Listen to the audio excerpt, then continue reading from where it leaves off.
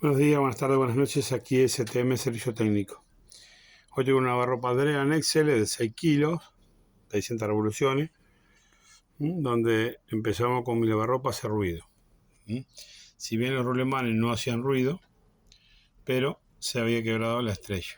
En realidad no es que no hacía ruido, empezaban a zumbar los rulemanes, pero bueno, se ve que el jabón que estaba usando, bastante bravo, vamos a decir, fuerte, y rompió la estrella. Esto es lo que hace el jabón, ¿ves? Se come la estrella. Pues la estrella dentro de todo está nueva, ¿eh? Se comió el centro, que es generalmente donde se rompe. Así que cuando empecemos, y ahí empezó a ver, a raspar. Todo eso ahí. O sea, quiere decir que ya veníamos con el famoso turbina de avión, mantenimiento. Dentro de todo está limpio el lavarropa, ¿eh? Así que bueno, hay que hacer un cambio de estrella, rodamiento RT.